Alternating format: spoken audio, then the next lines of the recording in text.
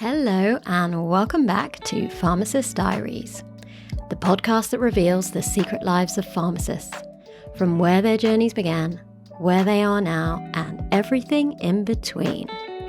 I hope I did justice doing that introduction because last week my very kind husband and producer of this podcast did me a favor and did the introduction for me, and when I listened to it, I can only laugh because he sped through it, did what he had to do and got the episode out, and it wasn't perfect, but it was great that he was there to help me. I'm really excited for this week's episode, and I'm back on track with doing my introductions and getting my weekly content out. I had a little bit of a break in August because life just got super busy with summer holidays and both the kids being at home. A lot of work. We had a family wedding. We had weekends away. I had my birthday, my son's birthday, and my daughter's birthday. So there was a lot going on. So I really struggled to get my consistent weekly episodes out, but I'm back. September is going to be a great month for the podcast, and we have loads of exciting content. But today, my goodness, today I am excited. Today I get to introduce the CEO of the Pharmacy Podcast Network, Todd Eury. I can't believe I am now a member of the Pharmacy Podcast Network, which is so exciting. Todd invited me onto the network a couple of months back, and we have just been liaising with each other about what that's going to look like, how I can amplify my voice with the US market, how I can make connections with other pharmacists who are also podcasters. So this conversation basically showcases the Pharmacy Podcast Network, how it was created. Todd had a vision over 14 years ago creating the network, and now there's over 40 pharmacy podcasters within this space. So he's releasing at least 6, 7, 8 episodes per week. There's a huge variety of pharmacists in the US who have been launching podcasts from everything to do with clinical content, education, breaking news, careers, entrepreneurship, finances. I absolutely love it. There's such a big variety, and we are so fortunate that we have access to the amount of podcasts that are out there to educate us about the pharmacy profession and amplify our voice as well. There's nothing else I need to say for this episode except get excited and tune in to listening to me and Todd enjoy a conversation about the network, entrepreneurship, how he got involved with this business, and also what our relationship is going to look like going forward. So happy days. Tune in, guys. So I'm so excited to have you on the podcast tonight. I have so many I love the dance. I have so many exciting, things to kind of raise with you. And, Todd, this is an exciting moment for me to have you hosted on the podcast. And welcome to Pharmacist Diaries. Thank you. I've been a fan of Pharmacist Diaries since I found you on Instagram. It's amazing how social media, just as there's as much goodness of it as there is negativity of it, and as long as you find the good, and it makes up for all the silliness. Absolutely. I think my normal question is, when I have a guest is, why did you choose pharmacy? But today is so different. I guess to start the podcast, why don't you tell us a little bit about yourself anyways, and the reason why the Pharmacy Podcast Network, how did it come to life? Tell us the story behind the brand. Thank you. Well, I certainly didn't do it on purpose out of the gate. In March of 2009, I was selling pharmacy management system software to specialty, community, long-term care, pharmacy, different settings.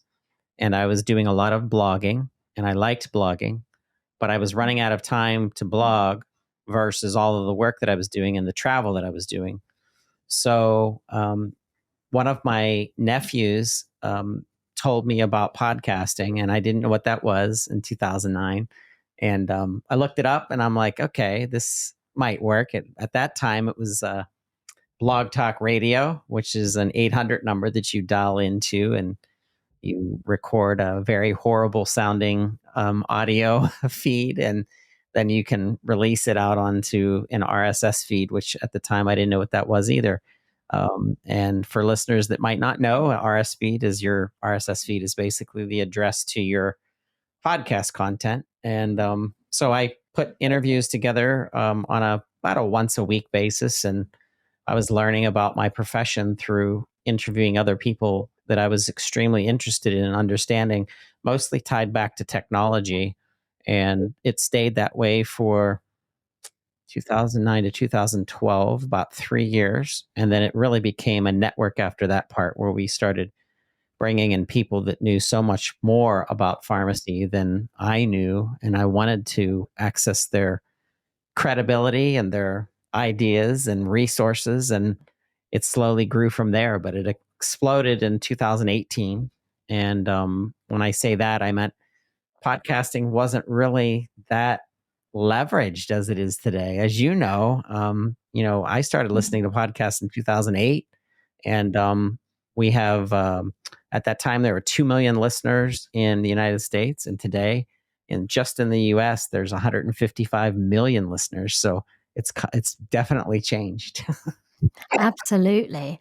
And tell me a little bit about, I guess, when you came up with the idea of creating a podcast, what sort of research did you do when you initially kind of came up with the idea? Did you look around to see what other podcasters there were out there in the same space? There were. I did. There were no other podcasters in the space. The only other podcast that was about pharmacy was the Gradens. Terry Graydon is a pharmacist, and they have an amazing show called The People's Pharmacy. But it was catered towards the consumer, and it was a demystifying of a multitude of different subjects. So actually one of the most popular podcasts out there, driven by pharmacists. I'm very proud of that. Of the husband wife couple that does that. But once again, it was about the consumer content, and that was their audience, was the consumer. My audience was the professional. So I wanted to pull away from the consumer and really start to dig into very specific issues that were impacting the profession of pharmacy and the effectiveness of pharmacists and their role in healthcare. So it was a very specific reason that I was like, you know what, I want to build a podcast that's just for the B2B, the business to business touch of things, and in comparison to the consumer drive. And how did you find other podcasters as time went by? Did you kind of find them through social media or LinkedIn, or was it just regular checks on podcast networks like Apple and Google searching for what pharmacy podcast existed? Yeah, there were many people came to me because they were listeners, and they said this is really when they would search podcasts. We were the only game in town at the time. And it wasn't until about 2011 or 12-ish that other podcasts started to pop up within the realm of the pharmacy profession. And so I used all means. I loved Twitter back in the day. It's definitely changed over the years. I really enjoy LinkedIn. I still think that that's my number one social media platform. And I would pay attention to what people were writing, and I would reach out to them and say, would you like to be a podcast interviewee or interview, and let's expand your written idea into a audio discussion. And I just think that there's more intimacy in listening to people's voice inflection and their cadence of their voice, and how passionate they are about something via a podcast versus any other means of content. Even just including our video today, we have video and audio on Pharmacist Diaries. However, if you go to strictly audio, once again, there is an element of confidence that I see coming through people that have never done content interviews, and when they know that they're not on camera, it's less of a pressure to them if they think that it's just audio. So I think there was an easing in of a lot of people that either didn't understand what a podcast was at the time, or number two, were maybe a little bit more introverted who felt comfortable doing something in audio that they didn't have to worry about the video. But that's all changed. I mean, that statement would fit between the ages of 2009 and 2016. And after 2016, podcasting finally started to really take off. And now we have people like yourself who are extraordinary podcast developers versus people that are still staying in the traditional set of specifically just audio. Whereas you and I believe we have to give our audiences a little bit of both. We give them primarily audio on Pharmacy Podcast Network, but we're really starting to drive a lot more visual content to accompany the audio. Sticking with the times, flowing with what people want. And I love that. And, thanks for giving me that feedback. I appreciate that, because what you say about building the Pharmacy Podcast Network in the early days and what you were trying to achieve is what I'm going through now. And it's quite funny because podcasting has existed for quite some time now. And like you said, it's moving forward, going from audio to video.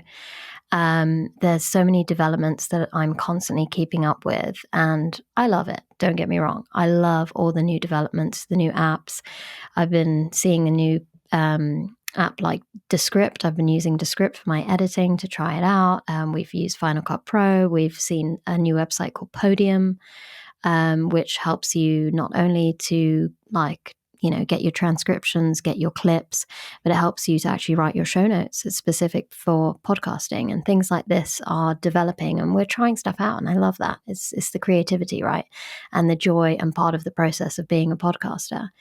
But what you're describing in terms of building a podcast and not having that many people within the network, especially within pharmacy, is exactly what I'm going through at the moment. And I've discussed this a couple of times on the podcast because there are less than a handful of organizations who have podcasts within the pharmacy space. And this is like our governing bodies, and the Pharmaceutical Journal in the UK have podcasts, but there's only 2 or 3 of us who are doing individual podcasts that we're building on our own. And I think it's the lack of awareness or understanding or the knowledge as to how to set this up. There is a lot of work that goes on for both of us behind the scenes in terms of getting a podcast produced, right? From the recording stage, the interview, liaising with people in terms of your schedule, like the actual recording, the editing, the production, the social media, the getting it out there into the world and showcasing what you're doing. There's, so many steps, and that can feel really, really overwhelming. And I've identified that there's quite a few people from what I've seen in the UK who've got ideas. They're like, I love what you're doing, and I can visualize or see myself talking about my role in HIV as a pharmacist, or raising awareness of HIV, for example, or, I'm really good at respiratory diseases. That's my topic in primary care, and I could raise awareness of prevention to the community, and not just the pharmacy community, to the public. And using, I guess, LinkedIn and social media, I've identified that people have an interest for it. So I offered a free masterclass, a behind the scenes 1.5 tour of how can you set up your podcast for free, and be able to do just the audio, do it easily on your phone or easily on your computer, not buying any fancy equipment to get you started, or even if you want to spend a very limited amount of money, how to get a cheap microphone, a microphone stand, what headphones to use. Gave them tips on how to set up your room in terms of getting the best sound quality, the lighting. And then we went through the whole recording process, editing process, publishing process, and promotion on social media. And I was in my element, Todd. I mean, literally, I was living my best life. That was one of the best 1.5 hours I've spent online in my life. Sanjay and I did it together. It was like the dream. Yeah.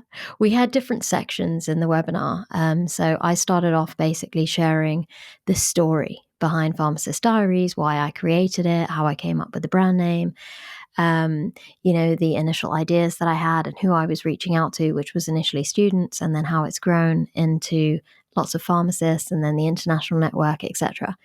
And kind of the tips that I found along the way in terms of building a brand from scratch and kind of the mistakes I kind of made or things that took me a long time, which I could now fix if someone else was to start a podcast.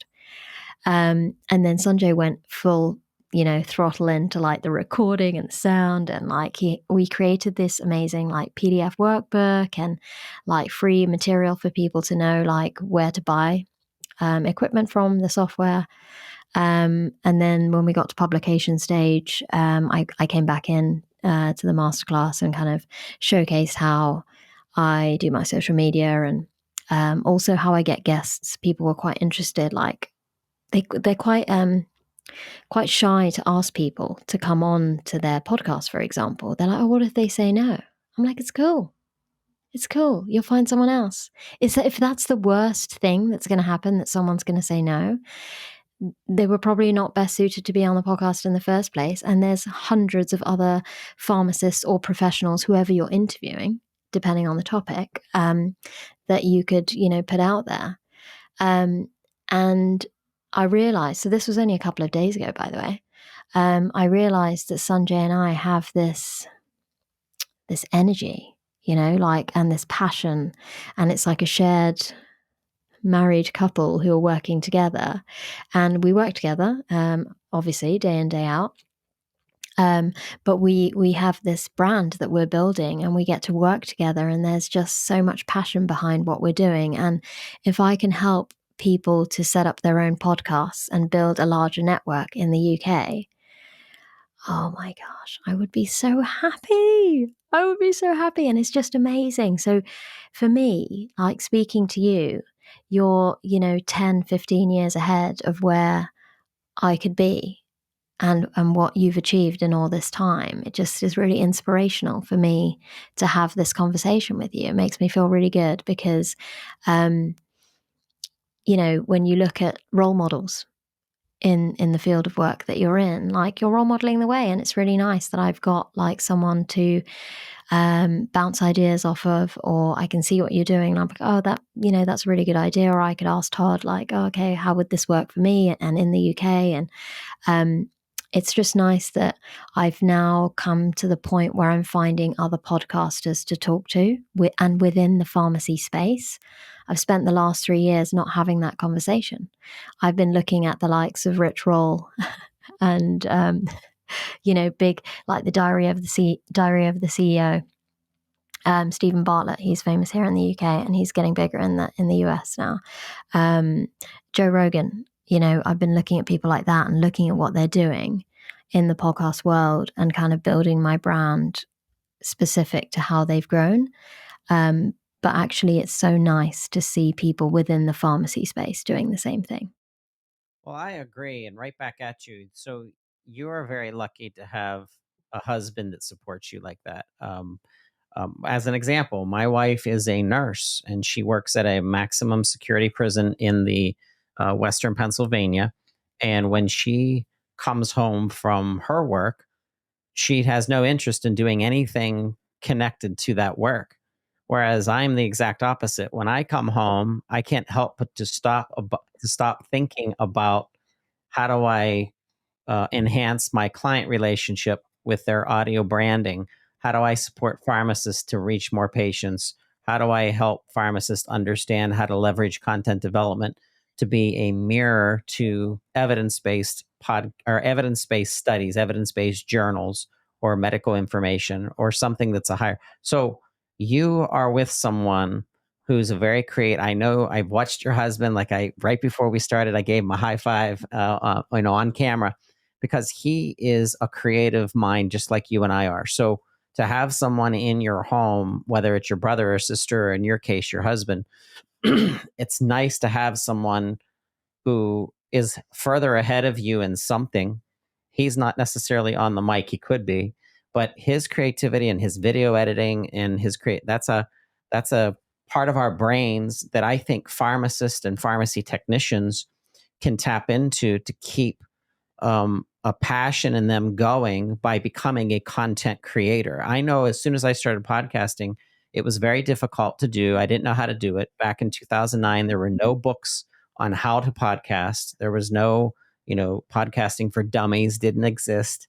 Nobody in the pharmacy industry was podcasting. I wasn't a pharmacist. So imagine me trying to get over the learning curve of understanding what the word hyperlipidemia meant, or titration, or a myriad of other terms that are pharmacologically driven. So I had some unique challenges that I backfilled with hyperactivity, creativity, and networking, which were my strengths. And the network is really, to me, it's the most valuable part of what's been built, and it's been built meticulously. Where I didn't just go out on my own and build something by myself. I followed the suit of how do pharmacists learn? What do pharmacists value when they're learning? And that was constantly going back to something that is a primary source of information, or an authority of information. So our network, which is just, it's a blessing to look at it today. We have over 60 participating individuals, a mixture of business professionals, pharmacists, pharmacy technicians, association leaders, that are using the network to amplify their messages and get their messages out, that are very core to the meaning of pharmacy care and how important our pharmacists and pharmacy workers are to total wellness. And when you start thinking about how do pharmacists impact everyday wellness, it's bigger than everybody is thinking about, because everybody wants to commoditize pharmacy in some ways. And when I say everybody, I mean like the payment organizations. They kind of want to stuff you in a corner as a pharmacist and say, "Oh, here," but that's not the truth. The role of the pharmacist, and this, is expanding. And when I came into pharmacy in 2004, today, it's 10 times bigger than it was, with the role of what's happening in pharmacy and pharmacists. So regardless of the UK or Australia or New Zealand or Germany or the United States, pharmacists everywhere are starting to do so much more than what they used to do. They're starting to be recognized as more critical to total wellness.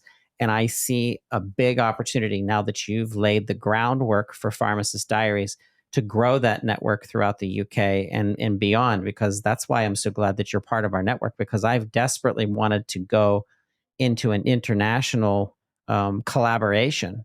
And I don't want people ever sounding the same. I just talked to a brand new host this morning, and she said, "Well, what should I talk about?" And I'm just like, anything that makes you excited in pharmacy. There's going to be some basic things I'm going to ask you to do to verify the information that you bring, the guests that you bring on. We want to make sure that there's credibility, but do it your own way. And you know what? When you say Joe Rogan, and you say, other podcasters that you've kind of looked at, and I look at your style of podcasting, and I just think you're brilliant. I think that you have a very specific brand, a very specific flavor and style. And that's why people listen to you, is they want something different. We don't ever want, you'll notice on Pharmacy Podcast Network, there isn't one podcast that is the same as the other ones. Like, everybody's a little bit different, and that's on purpose. Yeah, and I love that. I do love that also in pharmacy, we've never been great at showcasing who we are and what our profession is capable of. Sure. Within the profession, I think we are very proud of what we do. But when you look at us against nursing and doctors, dentists, optometrists, I feel like we've always been the shy ones that haven't really voiced our opinion. And I think podcasting is perfect for us. I think it's such a great way to share your voice and to share your opinion and to share all the evidence and, bring out that creative side in you. Because I think the pharmacists are really creative. We do have to think outside the box. We have to solve problems, because everything is not black and white in pharmacy. When you look at like patient care, it's not okay, one size fits all situation. It's not that you can give one dose or one specific drug of choice to solve a problem. You've got like loads and loads of options of treatment, and you have to navigate the best option for that patient. So and each pharmacist will have a slightly different opinion as well on what that treatment of choice should be. So there is so much creativity that goes on within the job, but I think that people don't realize that we're creative. They think that we're sort of very type A personalities. And a lot of, I think, pharmacists believe that they're quite boring. A lot of people, I've looked at their LinkedIn profiles and I've reached out to them and I'm like, whoa, your career history is freaking awesome. You cannot say no to me. You need to come on the podcast. Even if you're shy, we got to do it. I'll help you and I'm going to guide you along the way and we're going to make this work and it's going to be amazing. And they're like, why would you have me? And they just don't have that confidence that they are awesome individuals and awesome professionals. And then they go through this podcast conversation. And at the end, or a few days later, that I get a message or an email saying what a reflective journey it was and how much they've realized that they've achieved. And I love about myself that I can bring that out in people. Like, I love that I've got this characteristic or this trait within as a podcaster to get someone's story out from them and kind of like, guide them to bring out the best version of themselves onto audio and video. And it's such an enjoyable process to get to know someone. And I try not to look into people's history too much because I love the curiosity and I want to keep it curious and spontaneous when I have that conversation, because I think it makes it more authentic and it makes it more valuable that you're actually genuinely getting to know that person rather than basically stalking them online before you do it. So yeah, it's really, I think it's a great place to be a pharmacy podcaster, and I would highly encourage more people to go out there and do it. And today's the day that I get to kind of announce that I am now part of the Pharmacy Podcast Network, and this is like, yeah, ding, ding, ding. Awesome. That's a class. Thank you. A really exciting moment for Pharmacist Diaries, to be honest. So, I said 2023 is my year. I felt it from the beginning, and I said, like, this is going to be an awesome year. And the fact that you reached out to me has made that, come to life. So, this is really exciting.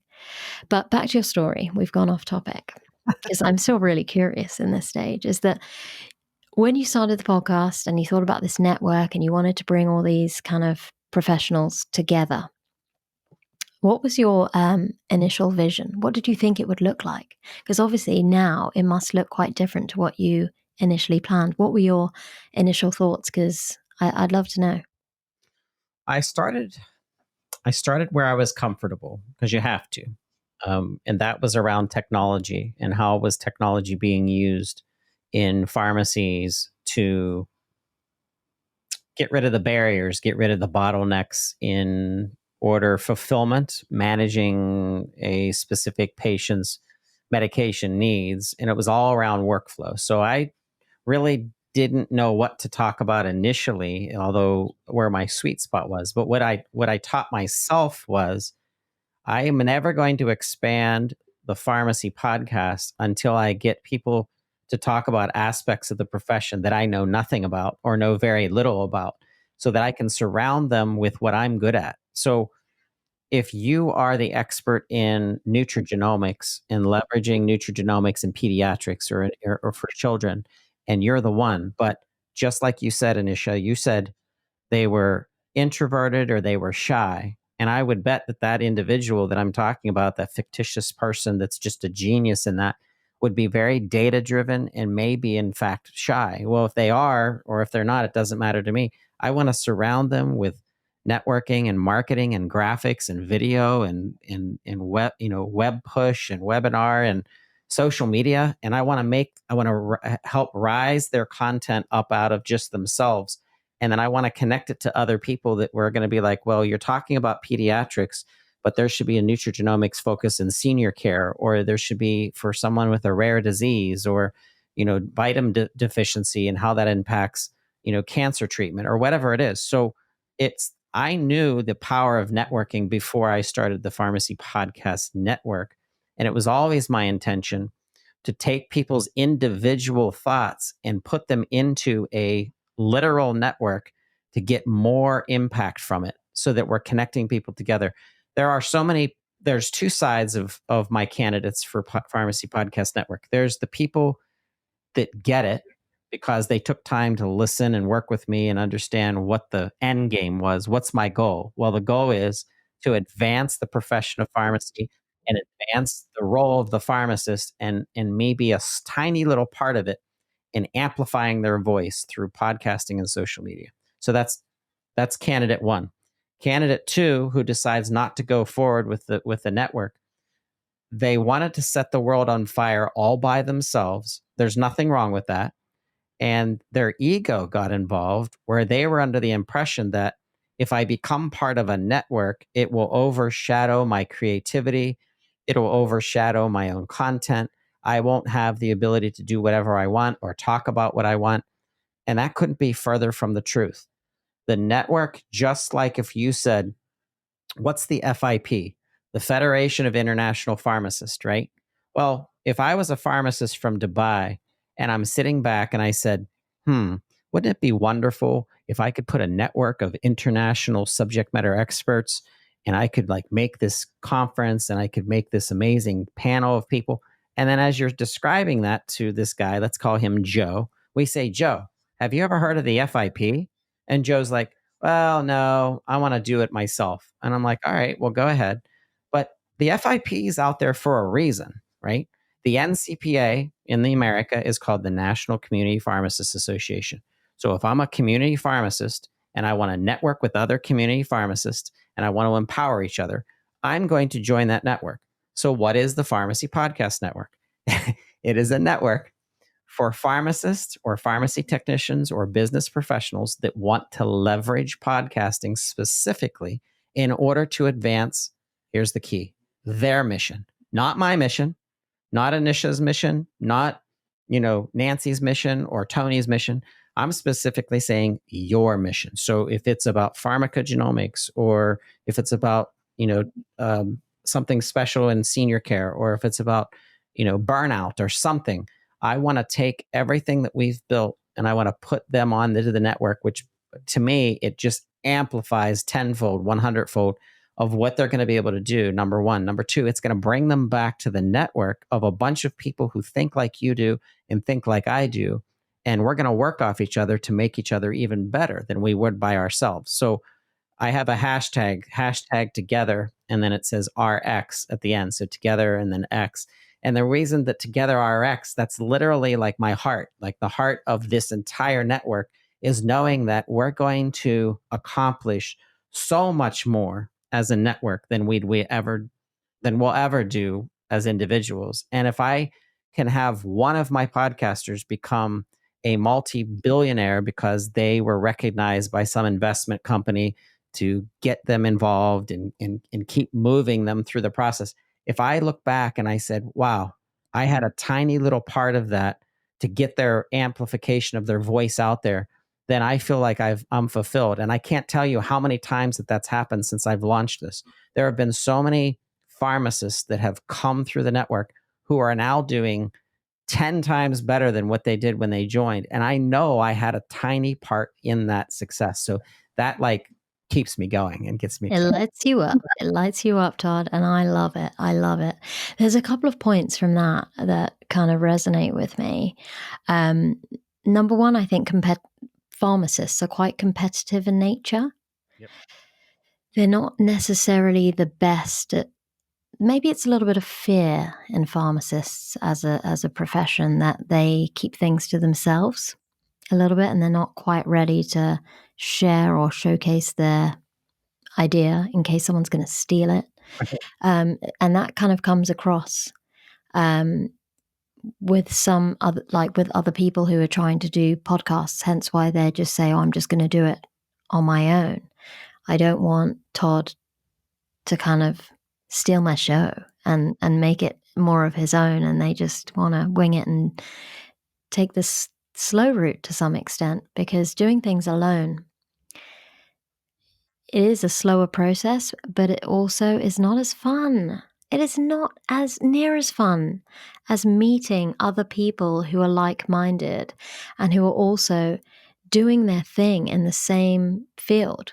They're all podcasters, we're all entrepreneurs, we're all learning along the way, we're all trying and testing new ideas. And I'm sure if I tried something and it worked really, really well, like this new app that I'm using, like for sure, I'm going to feedback. I'm going to use it a few times. I'm going to tell you if it's really good. And of course, I'm going to share it with you.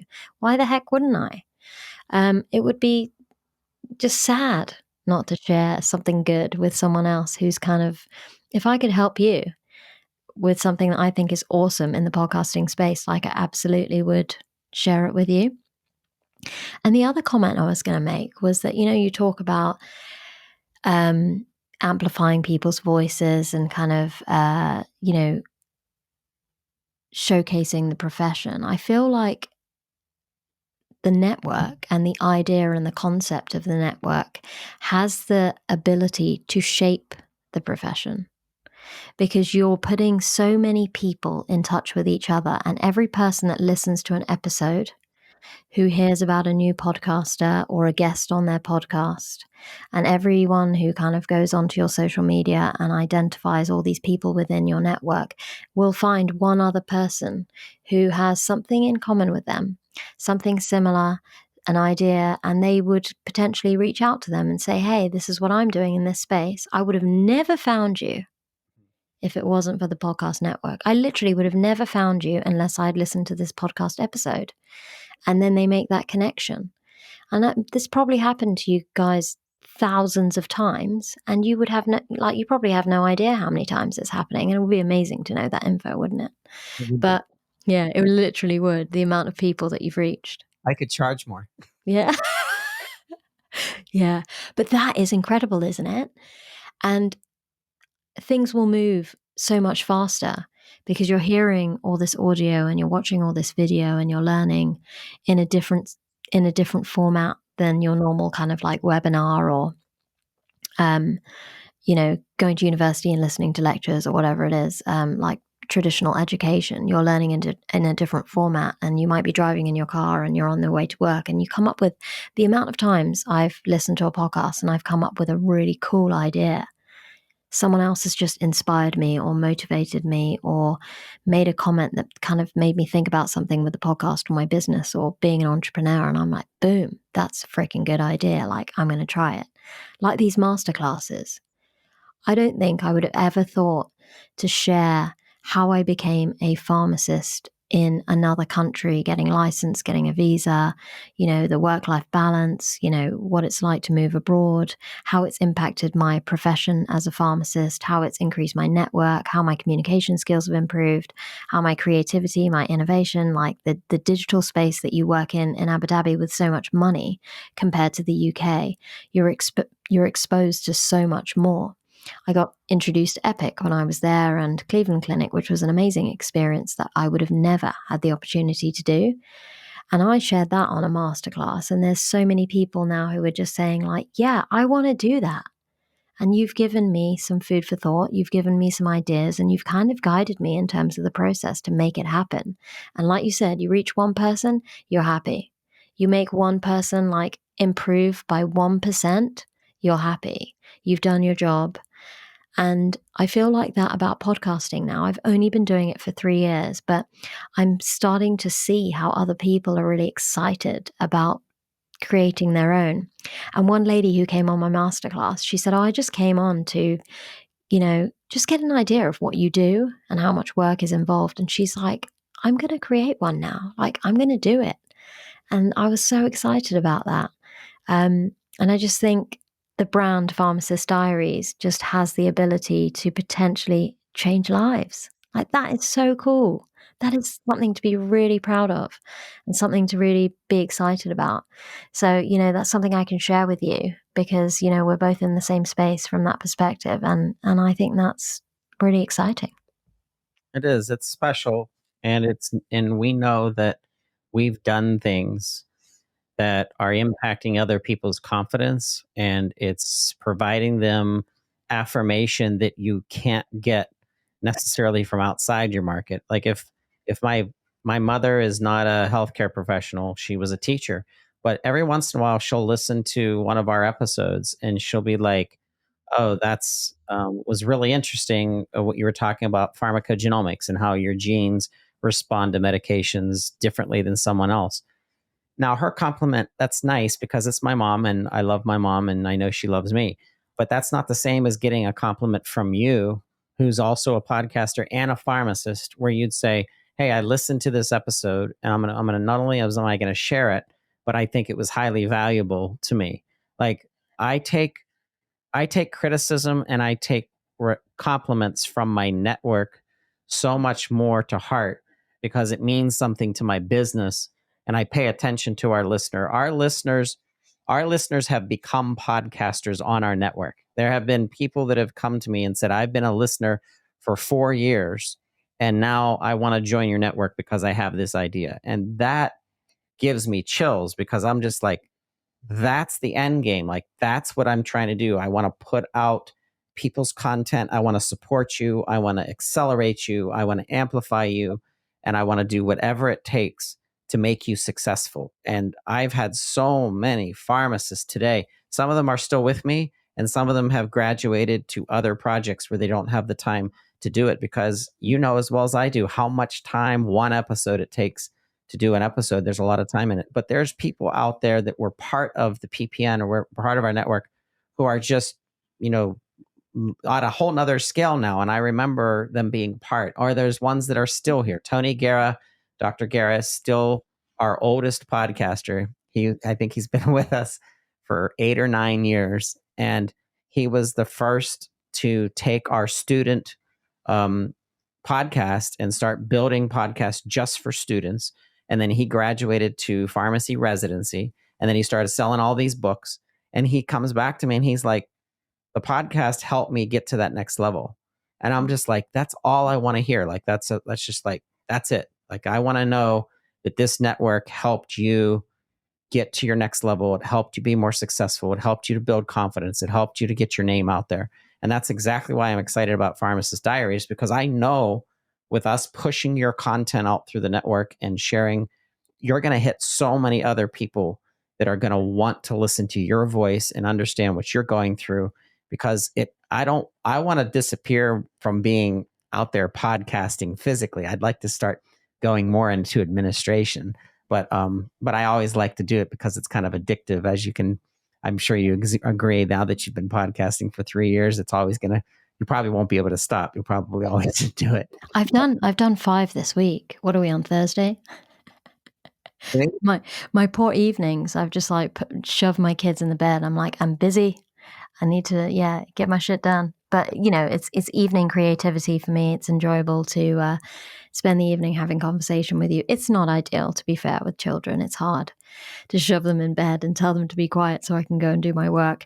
But it doesn't exactly work like that. I'm kind about it. But and Sanjay, like how supportive. I wouldn't be able to do it if he wasn't around, because without him being able to support me with bedtime routine and making sure they're okay whilst I'm here, doing my thing, it would be much more challenging. So yeah, I'm very grateful to have the support of a kind husband who believes in my voice and my brand and my mission and my vision. So I try to do my best with batch recording, like in a week, so that I've got enough content then for a month. So then, I have a little bit of break from recording, but I miss it in those weeks that I'm not doing it. And I always feel bad saying to people, "Oh, like it's going to be another 3 or 4 weeks before I can record again." It comes across like I'm too busy, but it's not the case. It's just for time management purposes. It's much easier for us to batch record. And did you know, I don't know if you've seen on social media, I've hired 2 student interns, and I'm currently training them to come and do all of our editing and our social media. Like, this is a game changer. And in exchange, because I'm not earning any income from the podcast really, so it's unpaid. And I was like, oh, we'll just do it as a summer internship. Bless them. Both of them have agreed to do it for nearly a year. And they've agreed to do it for free. And in exchange, I'm giving professional mentoring in exchange. And that is just brings me a lot of joy that I'll be able to help them on their journey to both of them had just finished university and they're going into their kind of like training and intern years. Mhm. One's from the US, which is even more exciting. So, your financial pharmacist, Yes. Tim, he very kindly posted about my internship advert on his LinkedIn page. And I had all these Americans very kindly reach out to me. And one of them, Gustavo, is now one of my interns. And then one of the girls is from the UK, a student of mine. So really excited to, again, just excited to see what I'm going to do when I don't have all of this admin, editing, and social media. Where is Pharmacist Diaries going to go?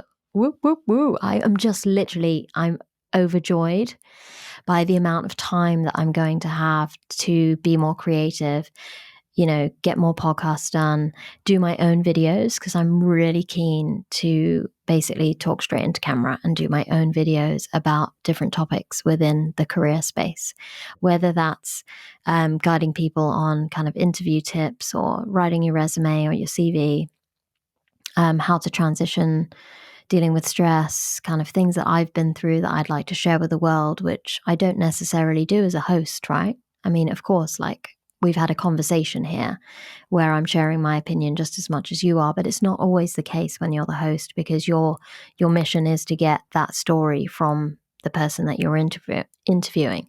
So you don't always have the opportunity to debate or kind of share your own opinion, which I try to do, because I think people who listen to the podcast like to hear as much from me as they like to hear from the guest as well. But then I think there's a lot of value in me creating my own content, which I'm really excited to see what that's going to look like. I'm excited to see how that's going to feel. So yeah, the students are going to give me the space to be able to do that. I've always wanted to start a blog as well on the website, which I've not been able to do. So that's something else I'm hoping to make more time for. Yeah, it's That's my exciting. that's my weakness. I never reverted back to blogging, but I miss it. So I think I need to blog on concepts to help amplify the individual content or subject matter. That's something I'm going to take from you on today's interview. I think I'd like to. Nice. Do you know, I've had a conversation with a few people within the business space or entrepreneur space, and not just in pharmacy, but in healthcare. And a lot of people have fed back. So these are people who live in the UK who are business owners who have their own blogs, and they've been doing them for like a decade. And they say in the healthcare space in the UK, and she's got a podcast as well. She says that she has so many more people reading her blogs versus listening to the podcast. Now, I find that the power of audio and video, like you said, has so much more value. I mean, you can get your point across, you can demonstrate your passion, you can really feel the person's story or that connection. You feel like you're with them in the room, right? You could not get that by reading. True. But healthcare professionals, they love a read. Yeah. They love a read. So I want to see what happens if I start blogging and what that's going to look like for the people who, follow me. And I think it would be nice to have a bit of variety and do a bit of both and see where it goes. I think that podcasting from an education perspective, because that's a big part of the content that we're putting out through the network. There's an organization called Pharmacy Times, big magazine, but they also have a continuing education division, and they use the network to distribute all of that content because we get such a great amount of downloads per episode for them, and that's what they want. They want those downloads and those listens. To me, podcasting and education is secondary. So the primary is always that published written form that then you can build off of other content pieces in order to accentuate and learn. Not everybody learns from sitting in a lecture as well as they might reading versus someone like me. I would like to read something. And then if I had a podcast that would summarize it, it would drill it into my memory better than if I just read it. Versus if I just listened to a podcast about something very complex, maybe a specific disease state or titration or opioid use disorder or something. If I just podcast listened, it wouldn't be as effective as if I read it and then I listened to a podcast. So I think tomorrow, which I know when this is published, it won't necessarily be actually tomorrow, but tomorrow in our studio, we're welcoming the West Virginia School of Pharmacy Dean, Dr. William Petros, and Dr. Mark Garofoli, who also works for WVU School of Pharmacy. And he's actually one of our podcasters. He does the show called The Pain Pod, and he's known as the pain guy. He's like, I'm the pain guy.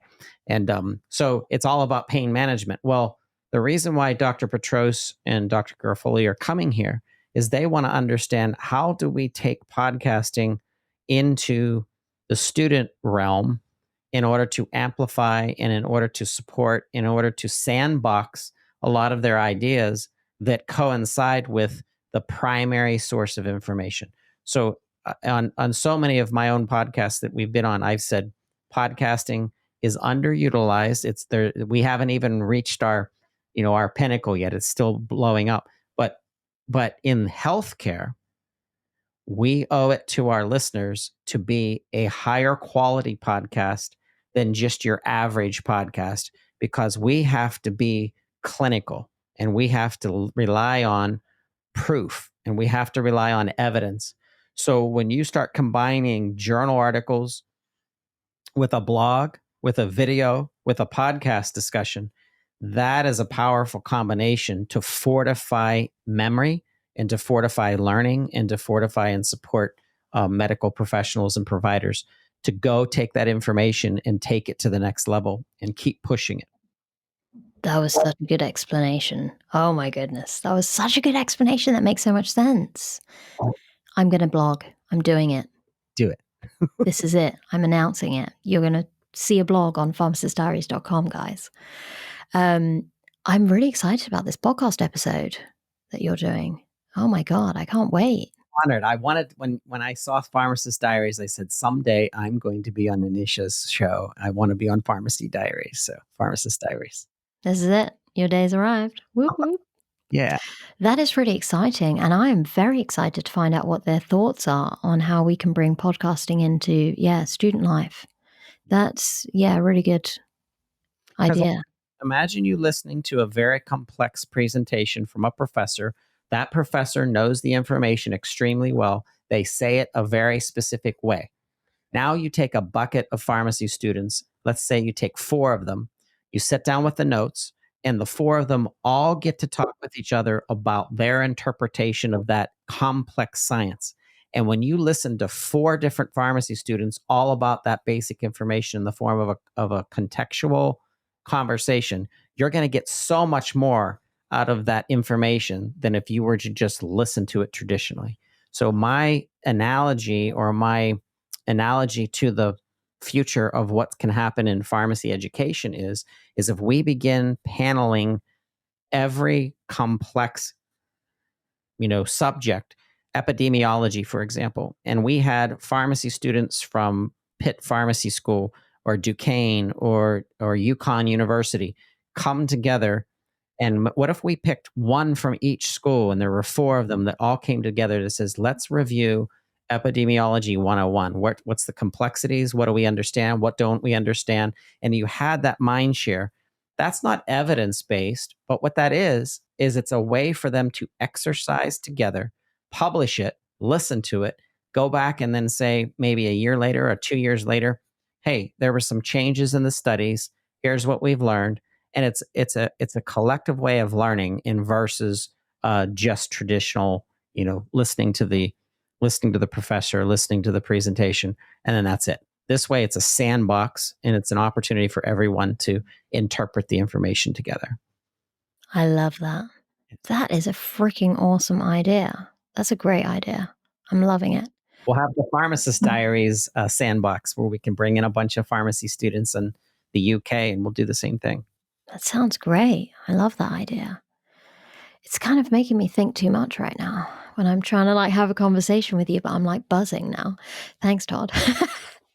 It's bedtime over here. I'm supposed to be calming down.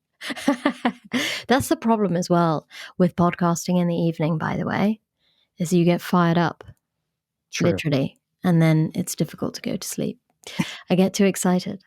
No, that's amazing. And there's, I mean, we've been speaking for an hour already, and I feel like I really truly understand your mission. I understand your vision, and it's so authentic and genuine. And I'm so excited to be part of the network because it feels like it's a genuine connection. It's not just me joining to amplify my voice and reach out to a larger network. Of course, that's going to be amazing. And I genuinely can't wait to see what happens because it's very exciting. Like, I think once you announce that I'm joining the network and you send out a little bit of, fun on social media and I come onto your podcast and you share that newsletter, I'm really excited to see what new pharmacists reach out to me. But also that will start raising more questions, or potentially pharmacists within the US will want to come and join me for episodes, which will be really exciting. We can learn more about what's happening in the US in terms of pharmacy. And again, it's more about that collaboration and sharing ideas of different topics within the pharmacy space, even within the space of careers as well. Because the journey of a pharmacist is so different in the UK compared to the US. And I think that the UK can learn a lot from what pharmacists are doing in the US, especially from the educational point of view and the undergraduate curriculum and the programs that there are in terms of the PharmDs. There's a lot that's going on that I feel like we could learn from, but it's very difficult, again, to make those connections and find people in the education space who are willing to have that conversation. So, conversations like this will come up. Academics hopefully will reach out to me. If you're there, reach out to me. And we can enjoy kind of sharing ideas and seeing how we can help students, because that's, again, one of my missions with the podcast. And the initial idea that I had was to help the students that I teach and help them to learn about what career options are available to them in the UK and identify from a very early stage within pharmacy what they're passionate about, what they're very good at within the pharmacy profession in terms of skills, and then choosing the right career pathway rather than just kind of falling into one and seeing and winging it and seeing how it goes. I think a lot of students just in some ways take the easy route and go into retail pharmacy. But I think they don't necessarily understand all of their skills and where those skills can be utilized to the best of their ability. So that's a good point. Let's talk about that real quick. So my personal opinion about entering pharmacy is that the most important aspect of the pharmacist is the advocacy of the patient's voice regarding their medication management and anything else that comes into play that could impact that patient's health. So a pharmacist is the defender of the patient. So that's your patient's voice, your patient's payment, your patient's therapy. It's up to the pharmacist to ensure that it's happening the way it was intended to happen, and then make little adjustments along the way.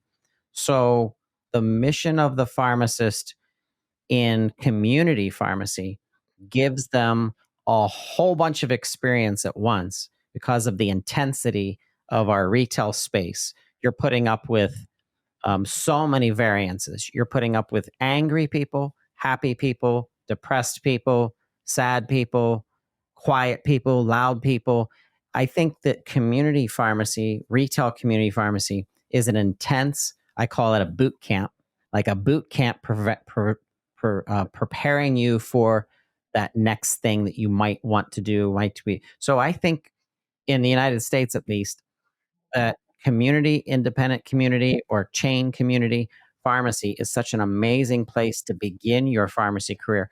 But I understand, based on the way that community pharmacy is today, especially in the big chain community pharmacy, that they really, because of the business model, and it's broken in the United States because of something called our PBMs, our pharmacy benefit managers, it's broken, so it wears out the pharmacist so much. It grinds them down. It grinds their passion down. And I think that the pharmacist that gets tired of that setting should not be judging the entire profession based on what they could do next.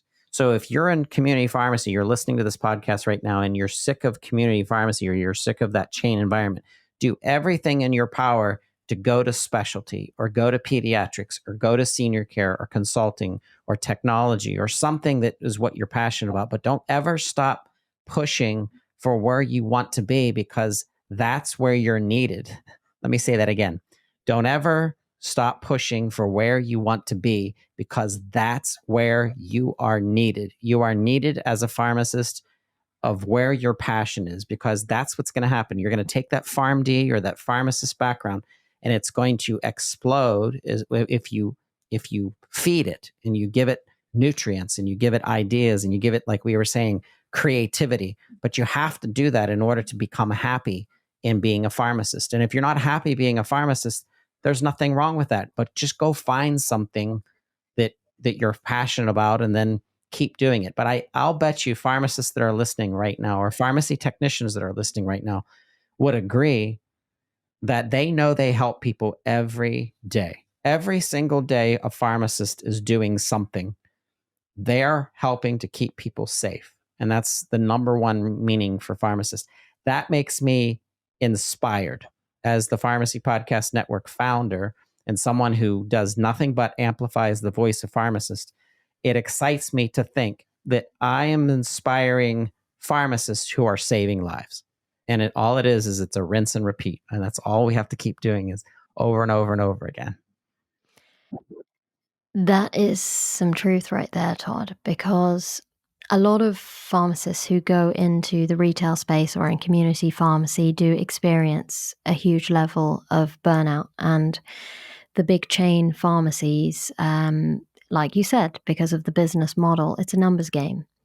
You are churning out as many prescriptions and earning as much income for them as you can. And it sometimes takes away the joy of what you went into pharmacy for in the first place, which is the patient.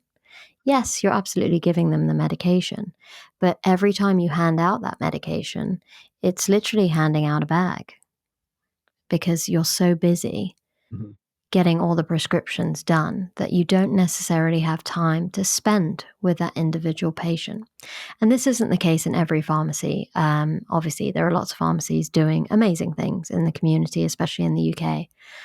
But I think when you get used to that environment for a certain period of time, and it feels more like Groundhog Day, you do lose that passion and that motivation, and your creativity just kind of like creeps in your boots. And I feel like you forget that you have that passion and that drive and that motivation, and your instinct tells you to leave pharmacy. But what is so incredible about this profession is that you have an insane amount of skill which is transferable to so many different sectors within the pharmacy space. And people, and people think there isn't actually that much skill that goes into being a community pharmacist. I genuinely believe that here in the UK, because you are like a robot constantly checking prescriptions, that you lose a lot of your clinical skill because you're not necessarily using it with the patients because you're machining. But you also feel like you're not utilizing a lot of other skill that hospital pharmacists use or industry pharmacists use. But what pharmacists aren't good at is selling themselves and understanding the true skill that's required to be a pharmacist in the first place, and then going to a new employer and saying, hey guys, this is what I've been smashing out in community pharmacy. I am literally a machine. I'm hardworking. I can produce this many prescriptions per day, per week, per month. But these are also the skills that I have in problem solving, in communication, in being assertive, in having leadership skills, dealing with sickness within the pharmacy, and dealing with angry patients. Like you said, you deal with depressed patients, sad patients, like loud, quiet. You have the ability to work with so many different types of people, and you are genuinely in the heart of the community, and you have so much to offer. But what pharmacists aren't great is selling themselves and truly believing that what they're doing in society and within the healthcare profession, they just don't feel confident in terms of what they're doing. And I have so many friends who are in the community and they feel so scared to leave, and they don't feel like they have the skill to try a different sector, and they don't even apply for the jobs because when they look at the job description and the criteria, they feel like they don't fit. So they automatically say, there's no way I can apply for any of these jobs. Number one, you don't need to fit every single criteria in a job description to apply for a job, by the way. But secondly, you have to learn to understand what skills that you do have from the job that you do now and how that can be applicable to another job in a different sector of pharmacy. And that's okay. Like, that's perfectly fine. I've done it so many times now. And this is one of the things and one of the reasons, again, why Pharmacist Diaries exist, because I want to show people that you can move in pharmacy. We have so much variety. We are so fortunate to have so many options available to us. And like you say, if you feel stuck in one place, move. Just move. Try something else. Go outside the box. Go out your comfort zone and just do you. Try. What's the worst that can happen? Exactly. Genuinely. And the more interview experience you get, and the more you potentially might get rejected, the more practice that you get doing that, and then you will eventually find and land one of the best jobs that you could find, and you will become a different person. I feel like people give up on pharmacy too easily these days. I do, but think about it. It's a behind the scenes, public, non-public really doesn't engage as much as they could. So I want to see Hollywood or a movie producing company do a sitcom that's all based around pharmacy instead of always a physician or a lawyer or a police officer. Those are like the main, sitcoms or the main shows. I want to see a show, and there was a couple comedic shows that tried to come about, but they were very small in in production. But I want to see a sitcom come out all about pharmacists and pharmacy. And I think it would be wildly funny because I think of how many different situations you could, poke fun at your patient in strangeness or something like that. And there have been a couple skits on Saturday Night Live about pharmacists and pharmacy interaction with their patients. And they're always just hilarious because even on The Simpsons, there's a pharmacist that comes in and out. And so there's very specific life things and experiences that are happening around pharmacy that doesn't happen in any other facet because of the sensitivity of medication and keeping people alive and contraindications and all of that. But I want to see the public learn more about what we're doing in the realm of the pharmacy profession. That's another reason that podcasting, because there's so much growth in it, that pharmacists, Pharmacy Diaries could be marketed to the consumer world too, to demystify what does a pharmacist actually do. Like let's have an episode just for our consumers about, hey, this is what a pharmacist does, or this is what a sex therapist pharmacist does, or this is what a pediatric pharmacist does, or an artificial intelligence pharmacist, or list goes on and on. But we have to take our time to remember that the most important person in healthcare is the patient. And therefore, our patients deserve to understand truly what pharmacists do. Boom. You're giving more ideas there, Todd. See? Yeah. Your brain is firing up. I do have quite a few listeners who are around 17 to 18 years old, so they're figuring out what they want to do for university. I was thinking actually to reach out to like high schools. Yeah. And do careers talks, to showcase what pharmacists do, showcase the podcast, obviously, and get more people to join this profession. I think it's a great idea. Yeah. We love an idea, don't we? Yes. Need more. Agreed. Just giving us more work to do. Exactly. Go at it. Yeah, Go. agreed. Oh my God, this conversation was great. And I'm so happy that we got to know each other a little bit more. And I got to share your Glad the network. I'm so proud of this. This is our first official international collaboration that will have someone that has an established podcast come into the network so that we can amplify and cross you with other podcasters in the network so that we can get more out of this than what we're getting out of it by ourselves. So I'm excited. Yeah. Me too. I love it. Before you go and before we stop, obviously, I'd love for you to share more about your website, social media, where people can find you if people want to contact you. Where can they do that? Well, as the podfather of pharmacy, that's what I called myself, the podfather.